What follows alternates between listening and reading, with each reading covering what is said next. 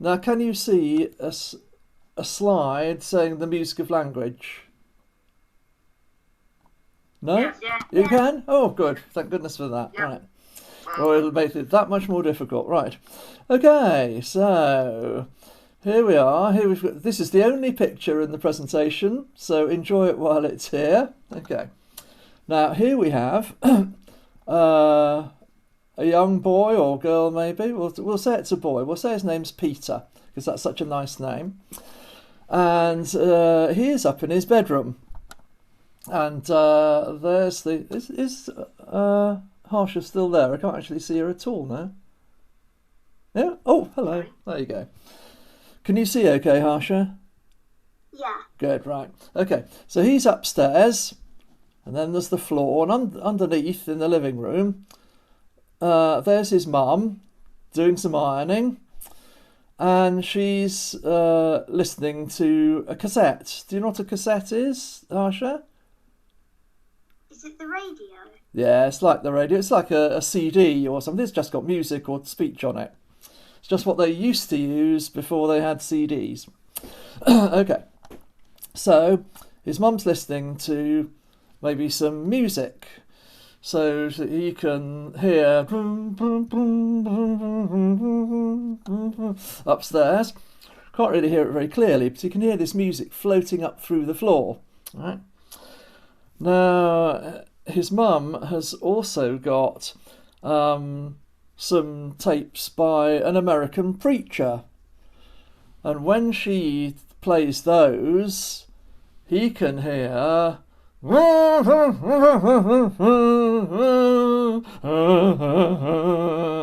that, see? Okay.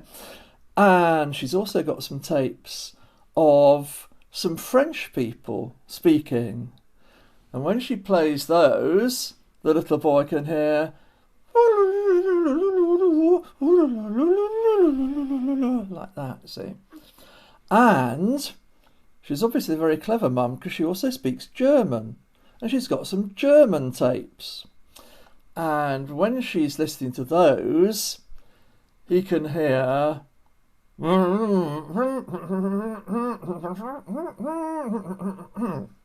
okay? So he always knows what she's listening to. Now, but he can't hear any words. So how does he know whether it's German or French or American or just music or whatever? How does he know? Harsha, how does he know? Maybe because there might be like different sounds. Yeah. Like So, like a different sound for each language. yes. So they 10 out of 10. He can hear the music of the language. He can't hear the words, but he's got the music of it, right? So, okay, now music, you probably do this at school. Music has a speed to it. So you get that music that goes, and you get music that goes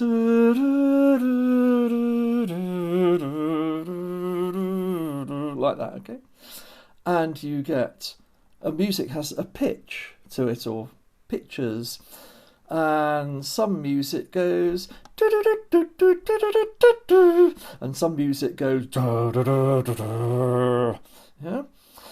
And then there's rhythm. Music has loads and loads of rhythms to it, and some of it goes. Now Gary Collins would like that one, or it might go.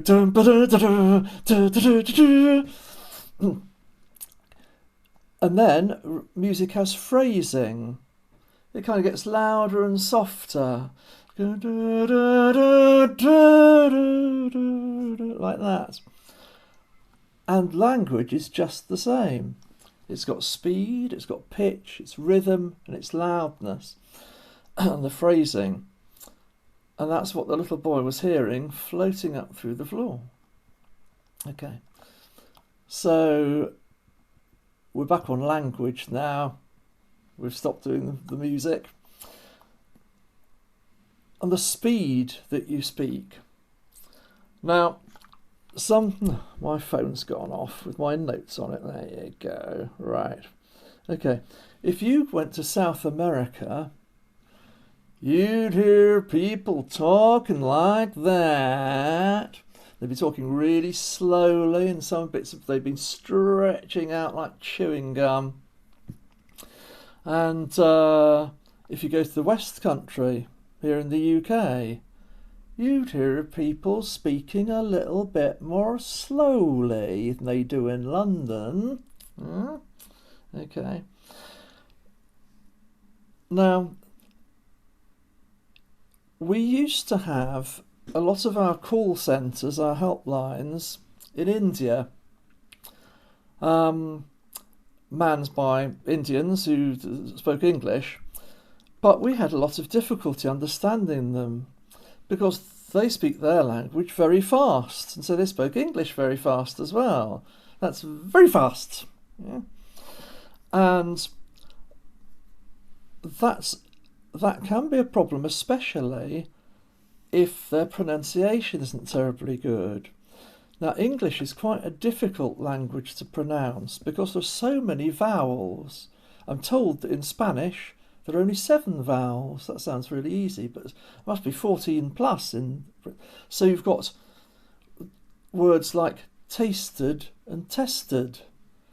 Now, if my girlfriend says to me, I like the taste of these biscuits, then I think to myself, and now she's subjecting these biscuits to scientific test. I think she means taste. Right? Now, if somebody speaks very fast, you haven't got time to do that thinking and correct the error, right?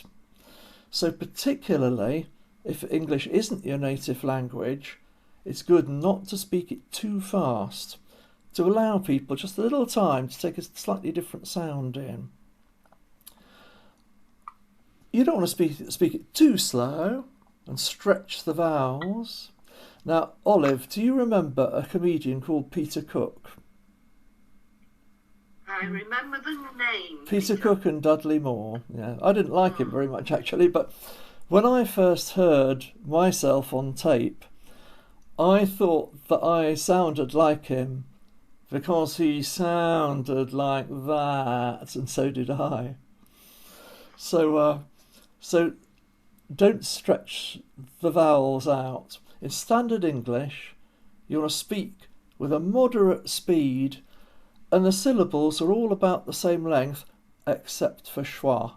Now, I'm going to ask Harsha again, because she's our resident expert.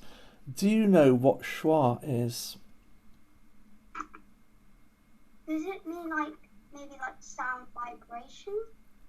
No, sometimes called the neutral vowel.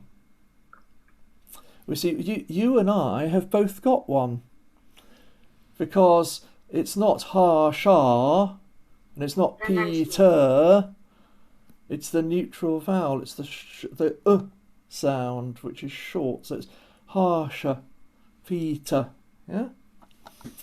Okay. So let's move on to pitch. The pitch people speak at tends to vary in different languages. French tends to be quite high-pitched. German tends to be quite low-pitched. But modulation is changing the pitch, because you don't have to. It's not just speaking high or low. You can change it around as well. Because I'm sure you've heard small children reading something they don't really understand, and they say, I went to the zoo and then I went home and I had my tea and I went to bed, and it's all on the same level, right? Whereas, have you ever heard a Welsh person speaking? Because Welsh people talk like that, and they raise the voice, and the pitch goes low and the pitch goes high, like that.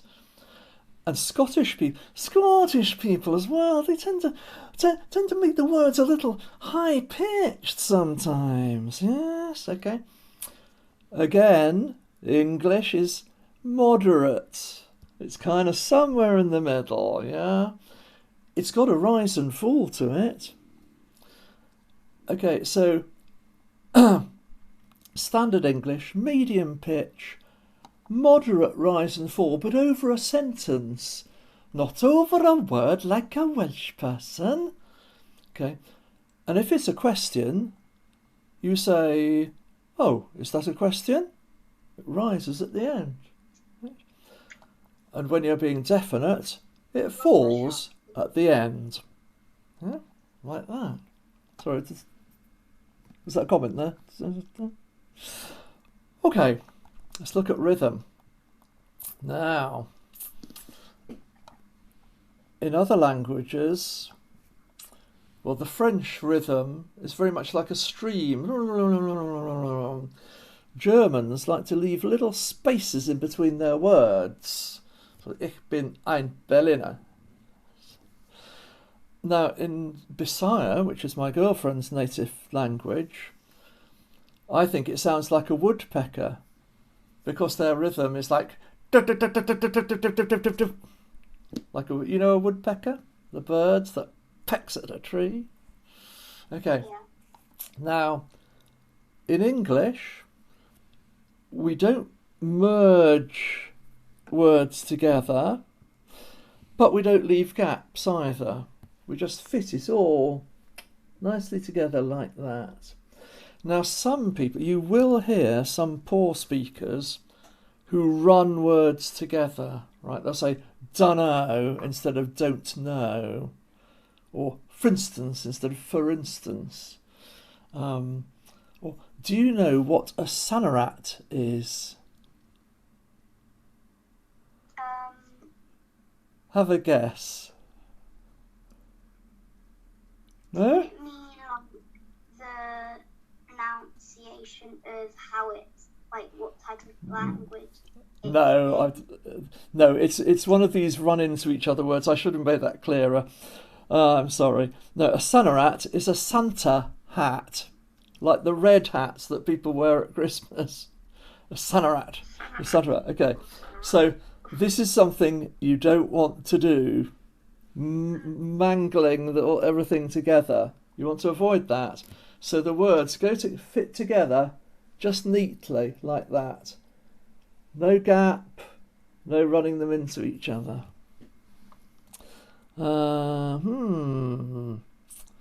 So, one more thing I'll say about that. The rhythms of our speech are made up of stressed, unstressed, and schwa syllables. Okay?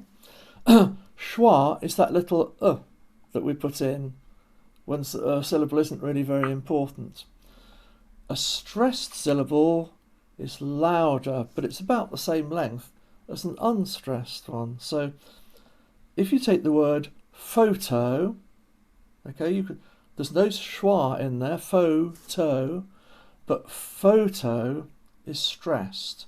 So it's like that, the rhythm. Okay. But the word photograph, the photograph, the t in the middle is just a little schwa. So it's right. Then there's photographic.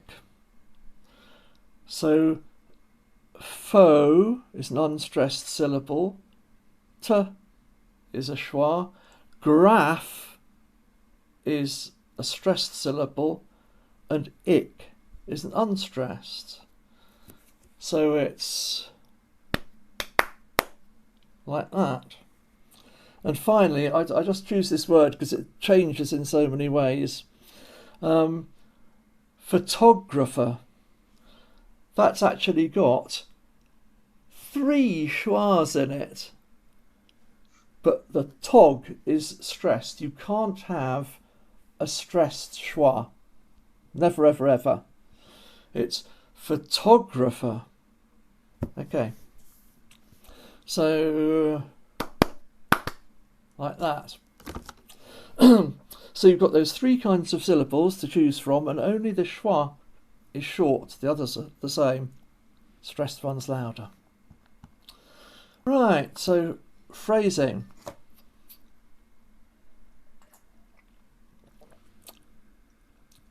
In some languages, every word is pretty much the same, like Indian languages and Bisaya.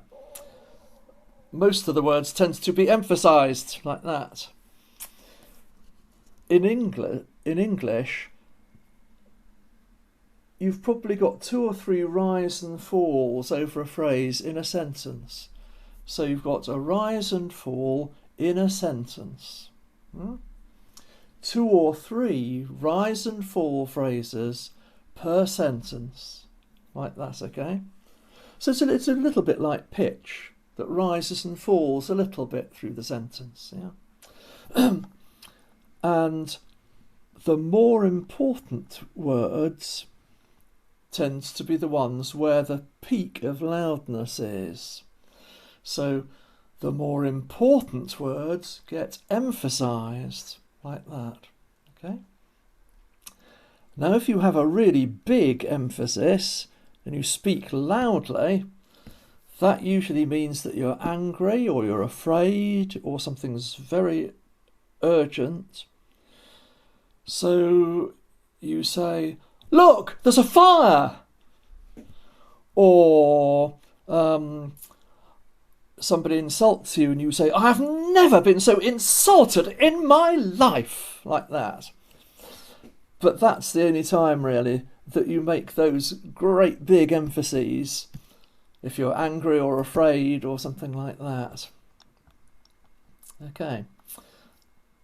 Now, this is circumstances. Different music applies in different circumstances. Yeah. And I'm sure you've heard this on the television. You get people in adverts talk like this and say, "Don't miss this sale." And newsreaders and announcers speak with authority, hoping that you will believe what they're saying.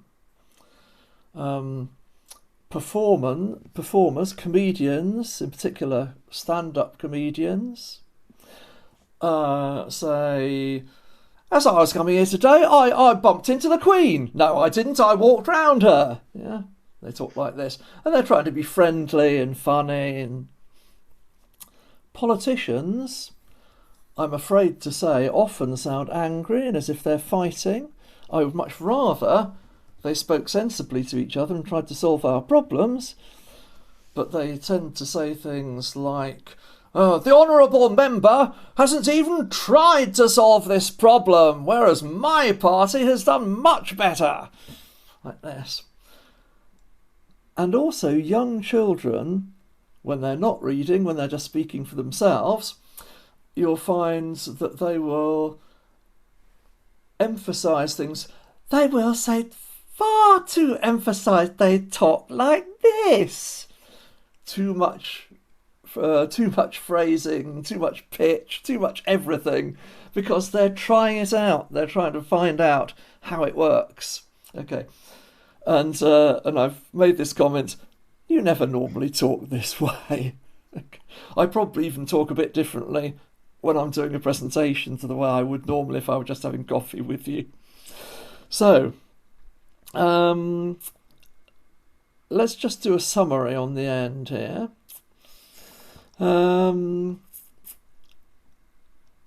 Right, so speed, not too fast, fairly constant, same length of vowels except for that little short schwa. The pitch, a smooth rise and fall over the clause, that's the part of the sentence. Slight fall at the end of the sentence, slight rise for a question. Rhythm, fully pronounce the words, don't leave the ends off. 3 types of syllable, the stressed, unstressed, schwa. Join them end to end. Don't mix them up. Don't leave gaps. Oh, except for gaps for punctuation or breathing. Most important. And then loudness. Again, smooth rise and fall over the clause, slightly less on unimportant words, sometimes a little emphasis on the more important words. So I got more there, less and more. Oh, hello again.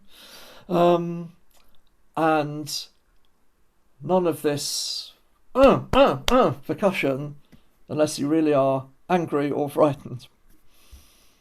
Okay, that's it. We're done.